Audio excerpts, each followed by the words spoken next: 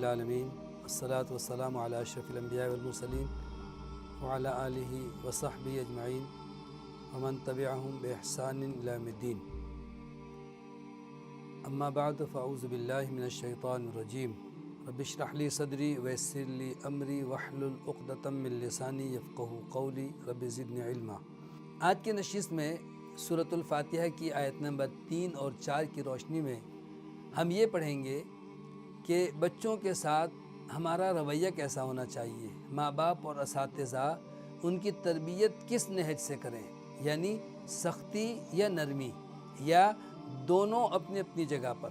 اور اسی طریقے سے قیامت کے دن اللہ مالک الملک مالک ہوگا۔ اس آیت کی ضمن میں بھی ہم یہ پڑھیں گے کہ ہر چیز جو ہمارے پاس ہے، اگرچہ ہم اپنے آپ کو اس کا مالک سمجھتے ہیں، اور اگر کوئی ہاتھ لگائے ہماری اجازت کے بغیر تو ہم ناراض ہوتے ہیں کہ میری چیز ہے، میں مالک ہوں۔ حقیقت میں ہم تو اپنے وجود کے بھی مالک نہیں ہیں۔ یہ مضامین انشاءاللہ ان آیات کی روشنی میں ہم پڑھیں گے۔ تو آئیے تفسیر کا آغاز کرتے ہیں۔ اللہ تعالیٰ کے چند صفاتی نام اور اللہ تعالیٰ کی عظمت کا تذکرہ ہے۔ سورۃ الفاتحہ کی ابتدا میں یہ حدیث ہم نے پڑھی، رسول اللہ صلی اللہ علیہ وسلم نے ارشاد فرمایا کہ اللہ تعالیٰ ان الفاظ کو سن کر خوش ہوتا ہے کہ میرے بندے نے میری تعریف کی، میرے بندے نے میری بڑائی کی، میری بزرگی بیان کی، میری عظمت کا اعتراف کیا۔ تو یہ ابتدائی آیتیں ہیں جس میں بندہ اللہ سے دعا کرتے ہوئے، اللہ سے التجا کرتے ہوئے، اللہ سے کچھ طلب کرتے ہوئے پہلے تعریف کرتا ہے اور اللہ رب العالمین کی خوبیاں اور صفات بیان کرتا ہے۔ تو جس طرح سے اللہ رب ہے، رب العالمین، اسی طرح سے الرحمن الرحیم دو صفتیں جو کہ پہلی آیت میں بھی اس کا تذکرہ ہوا، اور پھر آیت نمبر 3 ہے سورۃ الفاتحہ کی، اس میں دوبارہ یہ صفتیں آئیں۔ صفت رحمت اللہ رب العالمین کا خاص وصف ہے، جس طرح صفت غضب یہ اللہ رب العالمین کا وصف ہے، لیکن غضب نافرمانوں کے لیے ہے، سرکشوں کے لیے ہے، ظالموں کے لیے ہے، جبکہ اللہ تعالیٰ کی رحمت عام ہے۔ دنیا میں اللہ غیروں پر بھی رحم فرماتا ہے، نافرمانوں پر بھی اللہ تعالیٰ رحم فرماتا ہے، انہیں رزق دیتا ہے، انہیں اللہ تعالیٰ مہلت دیتا ہے، ان کی سرکشی کو اللہ تعالیٰ درگزر سے کام لیتے ہوئے انہیں زندگی عطا کرتا ہے، جبکہ اہل ایمان تو دنیا میں بھی اللہ کی رحمت کے مستحق ہیں اور آخرت میں بھی۔ بسم اللہ کی تفسیر میں ہم نے یہ بھی حدیث پڑھی کہ اللہ تعالیٰ کی صفت رحمت ان لوگوں کو میسر آتی ہے، وہ لوگ اس رحمت کے زیادہ حقدار ہیں جو خود اس رحمت کا اپنے سے کمزور اور چھوٹوں پر مظاہرہ کرتے ہیں۔ یعنی ہمیں بحیثیت ماں باپ کے اپنے بچوں پر رحم کرنا چاہیے۔ ہم ان کمزور اور معصوم بچوں کو سزا بھی دے سکتے ہیں، لیکن تربیت سزا دینے سے ہی نہیں ہوتی، تربیت تو سمجھانے سے اور پیار محبت سے زیادہ بہتر انداز سے ہوتی ہے۔ دیکھیں ایک صحابی انس رضی اللہ تعالیٰ عنہ، 10 سال عمر ہے ان کی، ایک بچے ہیں، اور نبی کریم صلی اللہ علیہ وسلم کی خدمت کے لیے ان کی والدہ انہیں وقف کر دیتی ہیں کہ میں چاہتی ہوں کہ یہ آپ کی خدمت کرے، آپ کے پاس رہے۔ چنانچہ انس رضی اللہ تعالیٰ عنہ رسول اللہ صلی اللہ علیہ وسلم کی خدمت میں 10 سال تک موجود رہے، 10 سال خدمت کرتے رہے۔ وہ کہتے ہیں کہ کبھی رسول اللہ صلی اللہ علیہ وسلم نے مجھے ڈانٹا نہیں، کبھی آپ نے نہیں فرمایا تم نے یہ کیوں کیا، یہ کیوں نہیں کیا، بلکہ کبھی بچے ہیں بھول جاتے یا غلطی کرتے تو آپ مسکراتے۔ ان کا واقعہ ہے، انس رضی اللہ عنہ کہتے ہیں کہ ایک دفعہ مجھے نبی کریم صلی اللہ علیہ وسلم نے کسی کام کے لیے بھیجا، میں باہر نکلا تو بچوں کے ساتھ کھیل میں لگ گیا۔ جب کچھ تاخیر ہوئی تو رسول اللہ صلی اللہ علیہ وسلم باہر تشریف لائے تو دیکھا کہ میں بچوں کے ساتھ کھیل رہا ہوں۔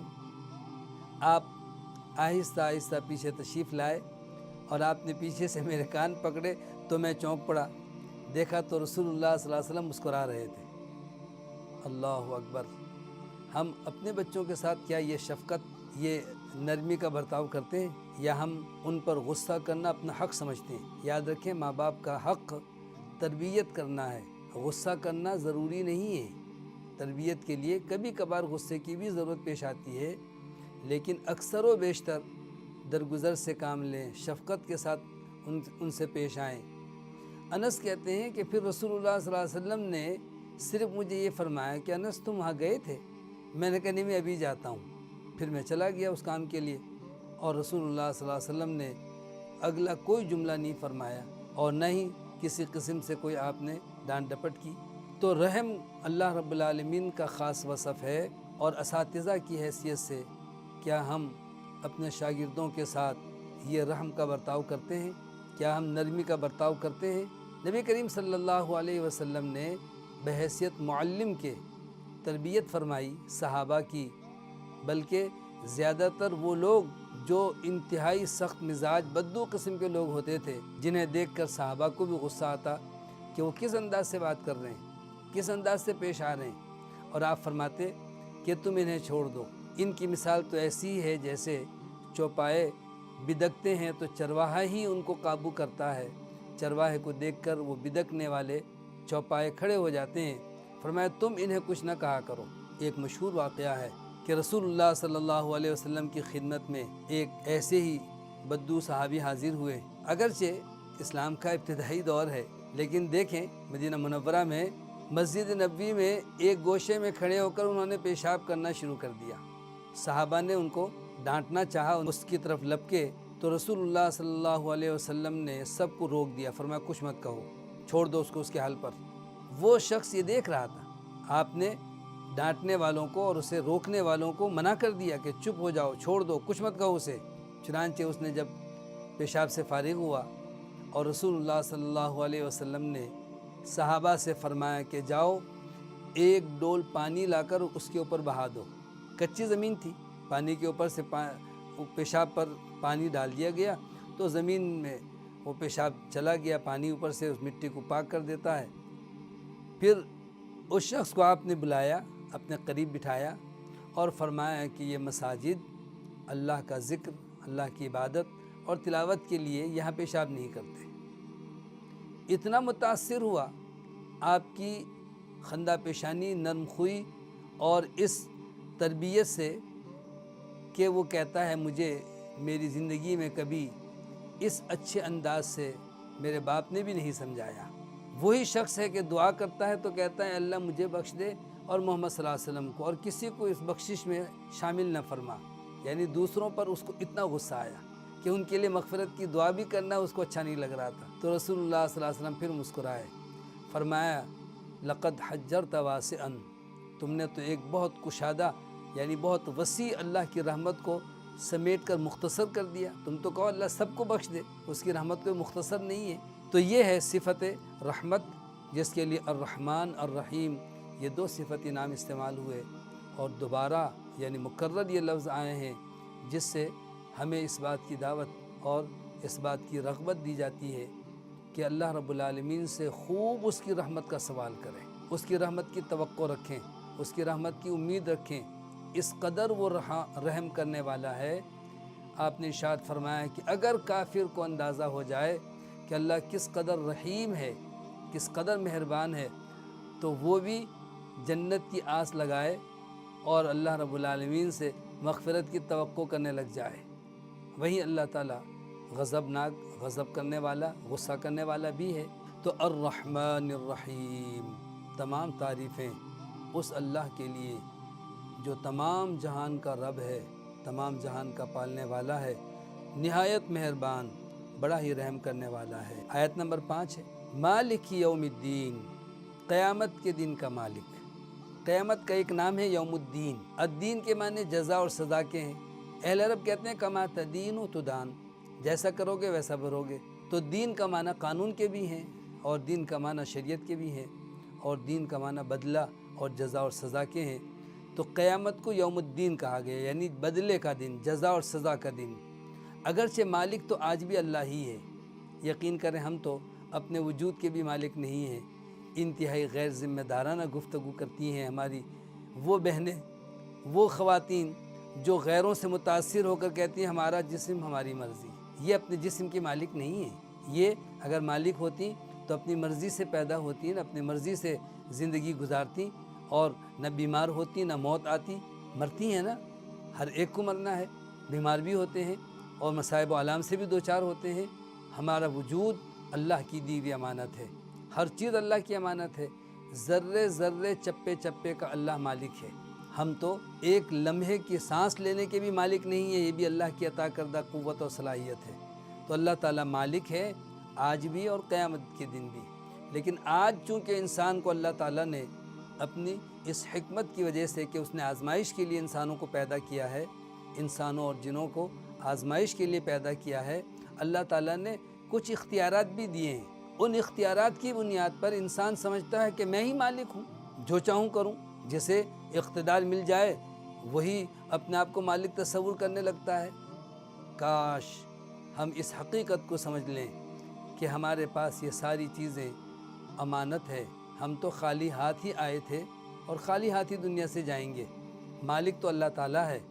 یہاں پر اس تصور کو اچھی طرح ذہن میں رکھنے کی ضرورت ہے کہ جو چیزیں اللہ نے دی ہیں، مثلا اولاد، یہ بھی اللہ کی امانت ہے، گھر اللہ کی امانت ہے، یہ کاروبار اللہ کی امانت ہے، یہ روپے پیسے اللہ کی امانت ہے۔ اللہ تعالیٰ جب چاہتا ہے ان نعمتوں سے نوازتا ہے اور جس کے لیے چاہتا ہے ان نعمتوں سے محروم کر کے آزماتا ہے۔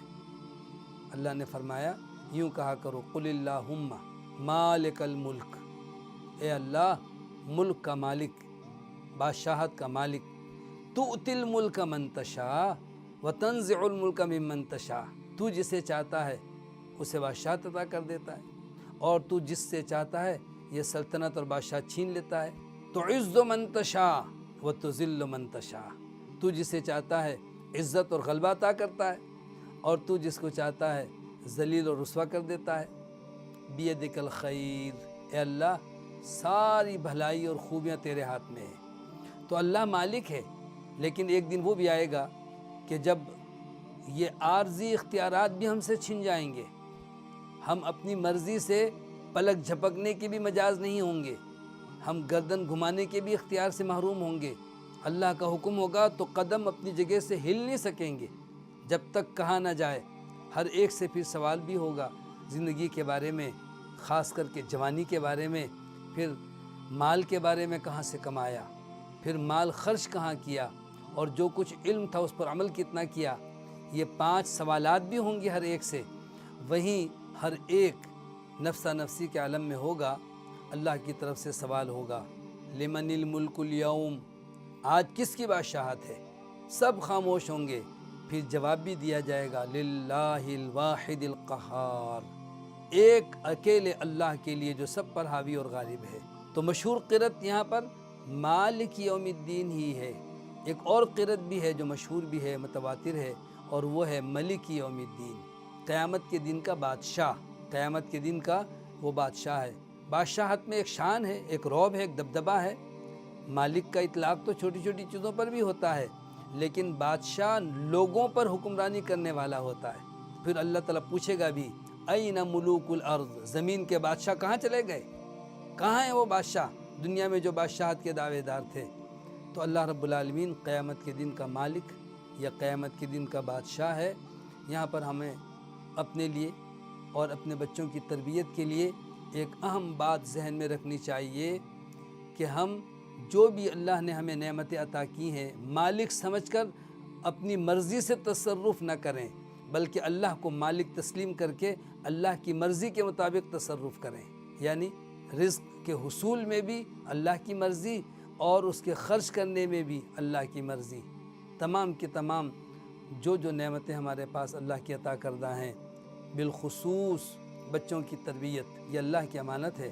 ان کے بارے میں دونوں آیتوں کو دیکھیں، آیت نمبر 3 اور آیت نمبر 4، کہ اساتذہ اپنے طالب علم اور اپنے شاگردوں کے لیے کیا ان صفات کا اطلاق کرتے ہیں کہ وہ انتہائی رحم دل ہوں، مہربان ہوں اور واقعی شفقت کے ساتھ ان کو علم سکھائیں، اور اسی طریقے سے یہ تصور کر لیں کہ میں اگرچہ اس وقت استاد کی حیثیت سے ان کو سزا دے سکتا ہوں، ڈانٹ سکتا ہوں، سخت الفاظ کہنے میں مجھے بچے کچھ نہیں کہیں گے، لیکن اللہ تو دیکھ رہا ہے نا، مالک تو اللہ تعالیٰ ہے۔ یہی تصور انسان کے لیے ہمہ وقت ہونا چاہیے کہ قیامت کے دن جب اللہ تعالیٰ مالک الملک ہم سے پوچھے گا ہماری زندگی کے ان اعمال کے بارے میں، تو کیا جواب دیں گے؟ یہی سبق ہمیں والدین سے بھی امید ہے کہ وہ اپنے بچوں کے لیے ان دونوں اللہ تعالیٰ کی عظیم صفات کو مد نظر رکھتے ہوئے تربیت کریں گے۔ اللہ رحمان اور رحیم ہے، کیا یہ صفت رحمت جو ماں باپ میں ہوتی ہے، لیکن اکثر والدین تکلفاً یا عادتاً ہمہ وقت ڈانٹ ڈپٹ کرتے رہتے ہیں، سخت الفاظ بھی اور بسا اوقات نامناسب الفاظ بھی استعمال کرتے ہیں، اور بعض غصے کے مارے بد دعا بھی دے دیتے ہیں۔ یہ والدین کو زیب نہیں دیتا کہ اپنے بچوں کی تربیت میں اس طریقے سے غصے کا مظاہرہ کریں کہ ان کے لیے بد دعائیہ الفاظ زبان پہ لائیں۔ اگر بچے سے غلطی ہوئی بھی ہے اور آپ کو شدید غصہ بھی آیا، تو آپ غصہ دور کرنے کا جو آسان سا نسخہ ہے، جناب محمد الرسول اللہ صلی اللہ علیہ وسلم نے ارشاد فرمایا کہ اعوذ باللہ من الشیطان الرجیم پڑھ لیا کرو۔ غصہ شیطان کی طرف سے ہے، شیطان بھاگ جائے گا اعوذ پڑھنے سے، اور کچھ دیر کے لیے اپنے غصے کے اظہار کو روک لیا کریں، یعنی بر وقت آپ کارروائی کرنے کے بجائے، ڈانٹ ڈپٹ یا سزا دینے کے بجائے کہیں کہ تھوڑی دیر کے بعد میں بات کرتا ہوں، ذرا ایک گلاس پانی لے کے آؤ بیٹا، مجھے پانی پلاؤ پہلے۔ جو بچہ پانی لے کر آئے آپ اس کو پہلے شکریہ ادا کریں، جزاک اللہ خیراً کہیں، پھر کہیں اب بتائیں آپ نے غلطی جو کی تھی کیا سزا دی جائے، آئندہ تو نہیں کریں گے؟ چلیں ٹھیک ہے۔ تو اللہ کہتا ہے فاعفو واصفحوا، معاف کر دو، درگزر سے کام لیا کرو۔ الا تحبون ان یغفر اللہ لکم، کیا تم یہ نہیں چاہتے کہ اللہ تعالیٰ تمہیں بخش دے؟ تم اللہ کی مغفرت کی اگر امید رکھتے ہو، اللہ تعالیٰ کی رحمت کی امید رکھتے ہو، اللہ تعالیٰ سے نرمی کی توقع رکھتے ہو، تو تم بھی تو اللہ کی مخلوق سے، اللہ کے بندوں سے نرمی کا مظاہرہ کرو۔ تو ان دونوں آیتوں کا ہماری زندگی میں جو اثر ہونا چاہیے کہ اللہ رحمان اور رحیم ہے، ہم اللہ کی رحمت کے ہمہ وقت امید اور طلب رکھنے والے ہیں، تو ہمیں اس کا مظاہرہ کرنا چاہیے، بالخصوص اپنے سے کمزور اور اپنے ماتحت بچوں پر۔ اور اسی طریقے سے اللہ قیامت کے دن کا مالک ہے، تو آج بھی اللہ تعالیٰ ہی مالک ہے۔ ایسا نہ ہو کہ ہم مالک خود اپنے آپ کو تصور کر کے اللہ کی مخلوق پر ہم ظلم کریں، زیادتی کریں۔ تو رسول اللہ صلی اللہ علیہ وسلم نے فرمایا کہ قیامت کے دن ایسے لوگوں کو کہ جو واقعی اللہ کی رحمت کے مستحق ہوں گے، اللہ تعالیٰ یہ کہہ کر جنت میں داخل کرے گا کہ جو میرے بندوں پر رحم کرتا تھا، آج اس بات کا وہ زیادہ حقدار ہے کہ میں بھی اس پہ رحم کروں۔ جو میرے بندوں کو معاف کرتا تھا، آج میں ان کو معاف کرتا ہوں، جاؤ ان سب کو جنت میں داخل کر دو۔ تو والدین اپنے بچوں کے ساتھ، اساتذہ اپنے طلباء کے ساتھ ان آیتوں کی روشنی میں اپنے رویے میں نرمی لائیں، اپنے اخلاق میں بہتری لائیں، اور ان کی تربیت میں اس کو مد نظر رکھیں کہ رحمان اور رحیم ہم سے تقاضا کرتا ہے کہ ہم بھی رحم کرنے والے بن جائیں۔ مالک یوم الدین، اس آیت سے ہمیں یہ سبق ملتا ہے کہ ہم بھی قیامت کے دن کی اللہ کے سامنے پیشی کو مد نظر رکھتے ہوئے آج عارضی ملکیت کو حقیقی ملکیت تصور کر کے سختی نہ کریں۔ آج کی نشست کے حوالے سے ایک سوال ہے کہ کیا بچوں پر رحم کرنے کا معنی یہ ہے کہ ہم انہیں کچھ نہ کہیں، اور جس طرح سے اور جو بھی وہ کام کریں بس ان کو ان کی مرضی پر چھوڑ دیں، اور ان کو کبھی ڈانٹ ڈپٹ نہ کریں، کبھی ان کو سزا نہ دیں، کبھی کچھ نہ کہیں؟ رحم کا یہ معنی ہرگز نہیں ہے۔ یاد رکھیں کس موقع پر اور کب بچوں کے ساتھ جو ہے سختی کرنی چاہیے، اس کا تعین شریعت نے کر دیا ہے۔ شریعت نے ہمیں ان ساری باتوں کو اچھی طرح سے تفصیل کے ساتھ سمجھا دیا ہے۔ رسول اللہ صلی اللہ علیہ وسلم نے ارشاد فرمایا کہ جب بچے 7 سال کے ہو جائیں، مرو صبیانکم بالصلاۃ وہم ابناء 7 سنین، بچوں کو 7 سال کی عمر میں نماز کا حکم دو۔ حکم کسے کہتے ہیں؟ یعنی قدر ڈانٹ ڈپٹ اور سختی نہیں، نماز پڑھنی ہوگی، چلے نماز پڑھیں، چلے نماز پڑھیں۔ تو اب اگر 7 سال سے پہلے آپ نہیں بھی کہیں گے تو بچے نماز پڑھتے ہیں۔ اگر آپ نے ان کو تربیت دینا شروع کر دی، دعائیں سکھائیں، تو نماز وہ خود بخود شوق سے پڑھیں گے۔ لیکن 7 سال کے بعد آپ ان پہ تھوڑی سختی کریں، یعنی تاکید کریں، تنبیہ کریں، اور نماز کے لیے کہیں۔ اور پھر آگے آپ نے ارشاد فرمایا کہ وَاضْرِبُوهُمْ عَلَيْهَا وَهُمْ أَبْنَاءُ 10 سنین، اور اس نماز کے نہ پڑھنے پر، کوتاہی کرنے پر ان کی سرزنش کرو جب وہ 10 سال کے ہو جائیں۔ تو معلوم یہ ہوا کہ اللہ کے قوانین کے اعتبار سے جب بچے خلاف ورزی کر رہے ہوں تو ان کو تنبیہ کی اجازت ہے، لیکن اس سے قبل یعنی اس مرحلے سے قبل 7 سال کی عمر میں نماز کا حکم کب دیں گے؟ جب 7 سال کی عمر کو پہنچنے سے پہلے بچے کو ہم نے نماز پڑھائی اور سکھائی ہوگی۔ 2 سال کے بچے بھی ماں کو باپ کو گھر میں نماز پڑھتے ہوئے دیکھیں تو کھڑے ہو جاتے ہیں وہ، اور رکوع یا سجدہ جتنا آتا ہے اسی طرح سے جھکنا شروع کر دیتے ہیں، اسی طرح سے ہاتھ اٹھاتے ہیں، دعائیں کر رہے ہوتے ہیں۔ بچے تو چاہتے ہیں کہ جو ماں باپ کر رہے ہیں، اگر ماں اور باپ نے بچوں کے سامنے کبھی نماز پڑھی نہیں یا ویسے بھی نماز ہی نہیں پڑھتے، پھر چاہتے یہ ہیں کہ بچے ماں باپ کی آنکھوں کی ٹھنڈک بنے، اللہ کے مطیع فرما بردار بنے، نیک صالح بنے، تو تربیت تو آپ نے نافرمانوں والی کی ہے، فرما برداری کی توقع کیسے کی جا سکتی ہے؟ دیکھیں زمین میں آپ جس چیز کا بیج ڈالیں گے درخت پہ وہی پھل آئے گا نا۔ یہ توقع رکھنے کے لیے آپ کو بیج بھی وہی استعمال کرنا چاہیے، تاکہ اس درخت کا جو پھل ہے، آپ کو سیب چاہیے تو سیب کا درخت لگائیں۔